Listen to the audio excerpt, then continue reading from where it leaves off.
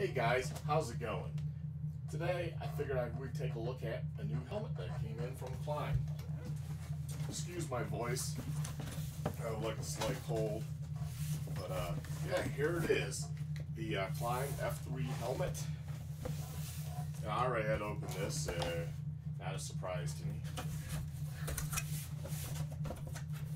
Figured you guys and gals might want to check this out. Of course, it has a helmet bag. I already have the helmet bag off. But there it is. It has a nose. However that goes in, but that's for your nose. Keep you warm in the winter. And helmet bag. Just a standard helmet bag, says KLIM. And then a parts bag with extra visor, dealy boppers, and an instruction book.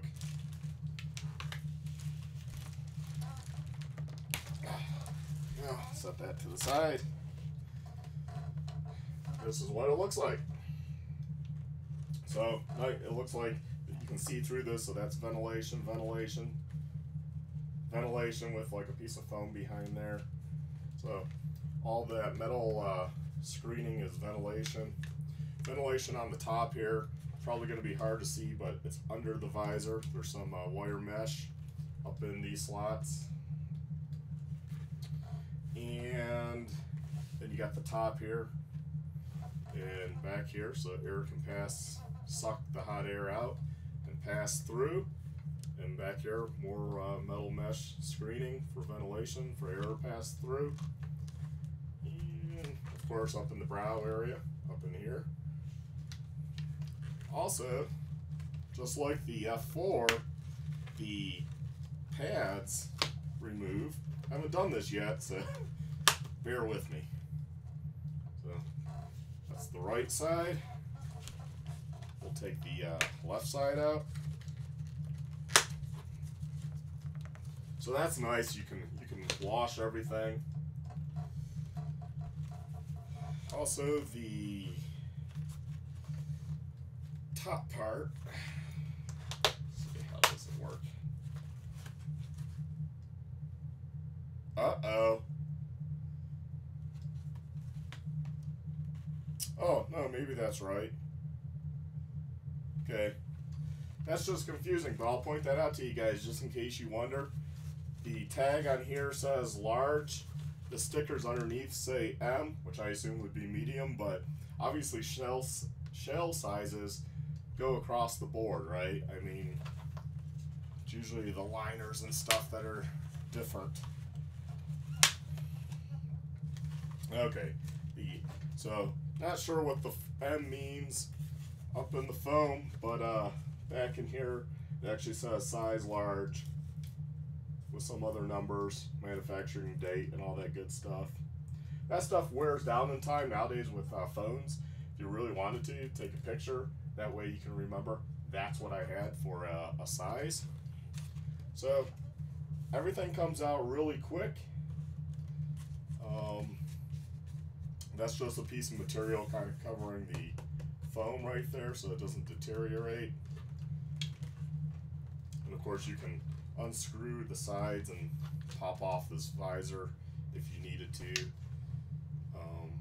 Yeah, I like how it is right now. But let's compare it with the F4, seeing as I have an F4. Just bear with me here, because I have to. We'll take the GoPro mount off. And pop the quick strap off. Which, these are the new Radius goggles. I've worn these a couple times. They'll be going on the new helmet. I just have to get a new quick strap. I'm a big fan of the quick strap system. And I also have to transfer over the comm too. So, well, side by side on my lap. Looks like I'll have to hold it up a little. I'm going to go ahead and adjust you guys down.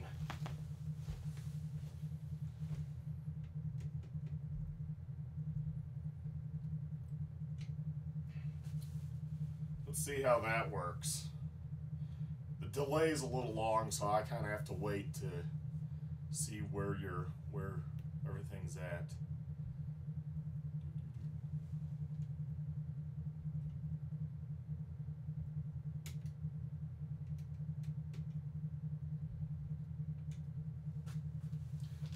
That should probably work. Hopefully that works.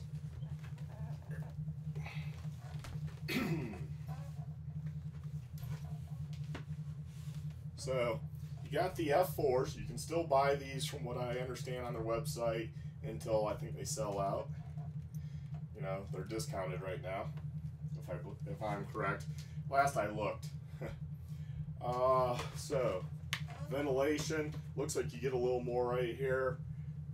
These ones are smaller, but you're adding those, so it's probably about the same. I blocked off the front.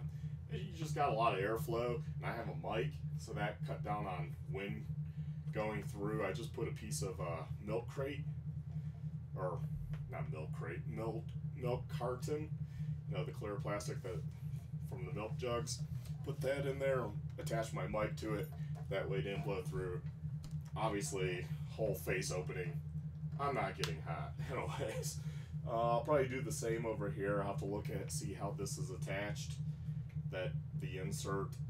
This one I broke the tab and I had to glue it on, but it was just a, I believe Phillips head somewhere behind, if I recall. But I didn't know that at the time, so I'll be more careful on the new one. What else? Side profile. Yeah, you know, about the same. This one had the venting right here. No venting right there, or nope, no venting. They did away with that.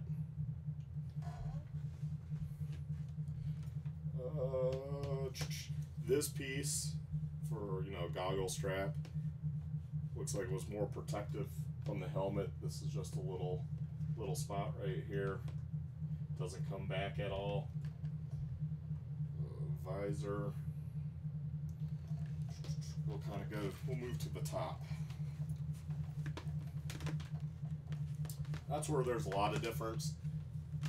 This one, the F4 did not have a vent like this one does, but this had this unique design of the vent kind of going back. And this helmet ventilates really well.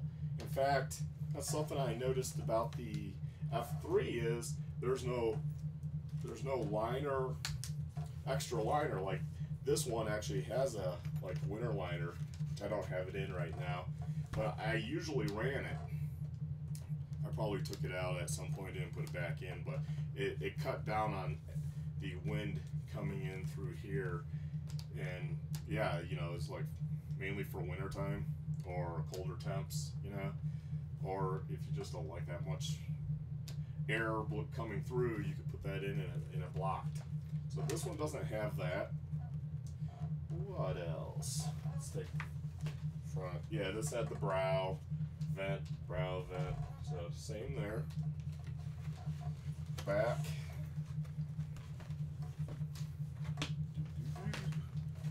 It's hard holding two helmets and looking. Well, obviously, you know, this section's different. This has an exhaust right here on the new F3, and exhaust right there. This had the exhaust was only down here. Still have that. This has a lip here. This was, you know, just profile of the helmet. I don't know if that will change. Oh yeah, I didn't really notice that. The bottom of the F3 has this cut, where this is traditional helmet where it just goes around smoothly. But there we go. You know, that's the F4 that you can, I believe, still get. Go check out KLIM.com and see. I mean, I love this helmet, so if it's discounted, it's well worth picking up. It's really light, and I have the Senya on it, so that's a little bit of weight. This one is lighter, but like I said, I have the Senya, but they might have reduced the weight a lot too. Yeah. that's pretty much it for the helmets. And that was the main topic of today. You can go ahead and, I see one person watching, you can go ahead and chat if you want to. We can move on, or I can just be done. I can go either way on that.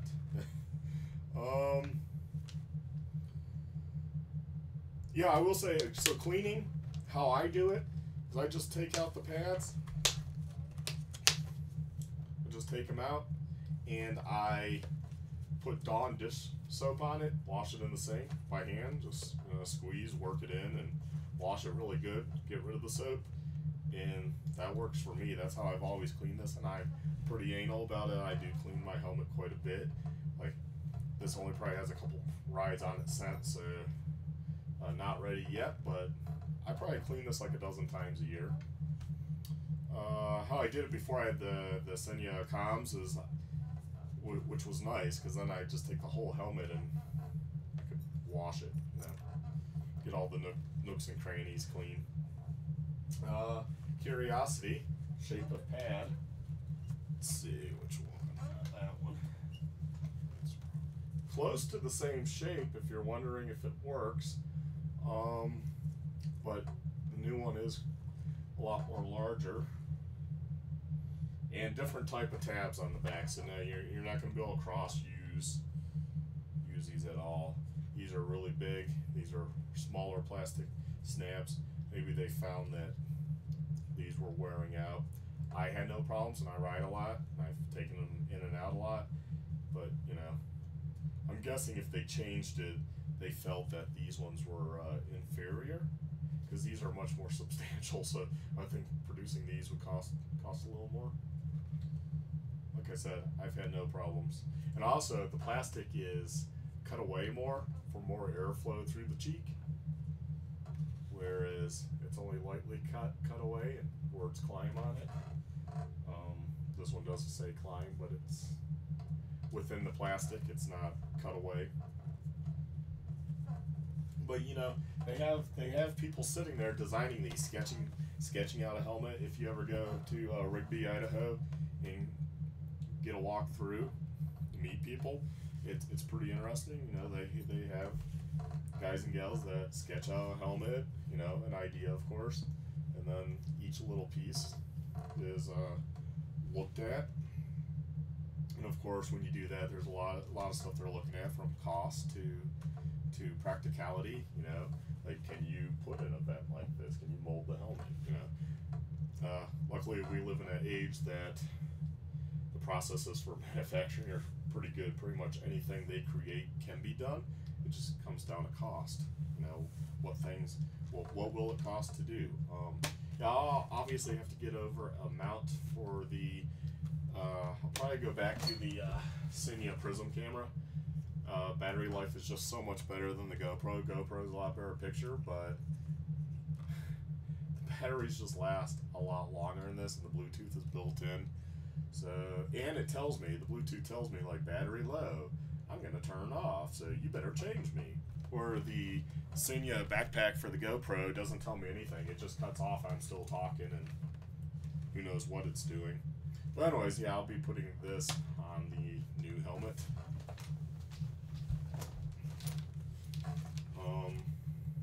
And yes, this is a new Senya Prism. My old one is somewhere around here, but they haven't changed. The curve mount, notice, won't work at the top here.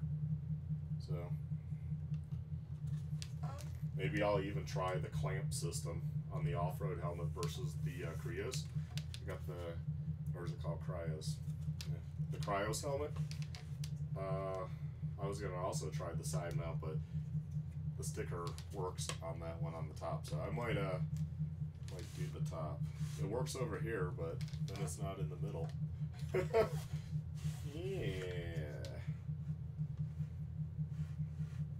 Hey, suggestion for KLIM or any helmet manufacturer really is, because so many people are using GoPro and GoPro type adapters with, pretty much they're all the same, that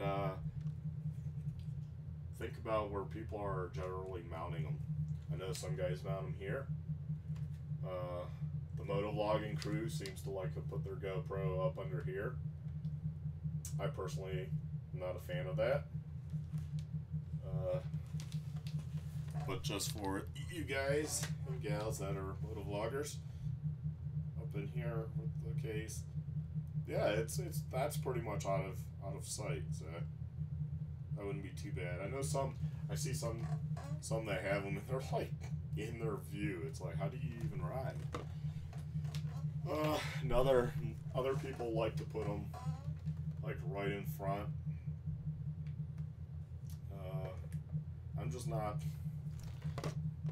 I'm just don't really care like to have them like in this general area. I've never had a problem with these on top or on the side. People say trees. Yeah, you get used to ducking. You know what's up there. Only occasionally do I catch a tree branch and kind of get yanked back, but then that's the reminder. It's on there. But on the side, I don't know. Some people have them like way out here too. It's like, holy cow! Now that would catch on everything. Not to mention my shoulder. No, because it's out here. Nah. You know, that's why I don't know whether I'll put it on the side like that. Good for street bikes, but not so good off-road. So we'll see.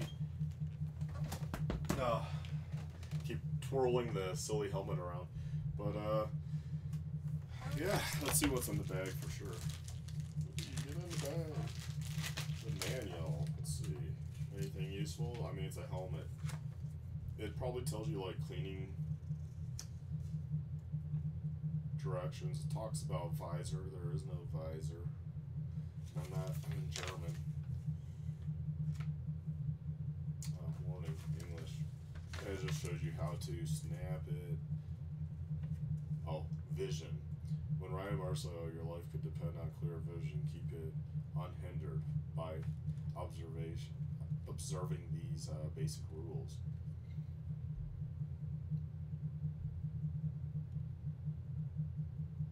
Always keep your field of vision unobstructed. But you see those guys and gals putting those GoPros like in their vision spot. Yeah, that's all directions say, so I don't need that. And then just the extra parts that I tend to forget about. Yeah, two extra sides, some skinny nylon washers, one rubbery one, and one extra what you call bolt for the under the visor here. That lets you adjust. I like my visors all the way up. So, tighten it down. So just extra, which is good because they can break. And yeah, I think that's it. So hopefully this video has helped you guys and gals. Check out the new F3, but I haven't worn this yet, so I can't really give it a riding review at this time. But I can tell you, you know, if you're budget conscious, is probably right now is a good time to pick up the F4 and save a little bit. And it's an awesome helmet. It's lightweight. It was light years better than my very heavy HJC, which holding, oh my god, drastically different in weight. I mean, not even like maybe close. So I mean, if you can't get one of these, the new F3, then yeah, check out their F4s before they're all sold out. But the KLIM helmets are up there in price, but they're not really that bad. They're competitive with any top end helmet. So don't think you're spending $1,000, but you are spending more than 120, 200 bucks. I think, I want to say the F4 was $299. I think this is like just a little over $3, and I don't know what the discounts are right now. So, and I kind of like this. I like both color schemes really, but yeah. So that's personal taste right there. So guys, thanks for watching. Please like, subscribe, and check out my other videos. Have a good one.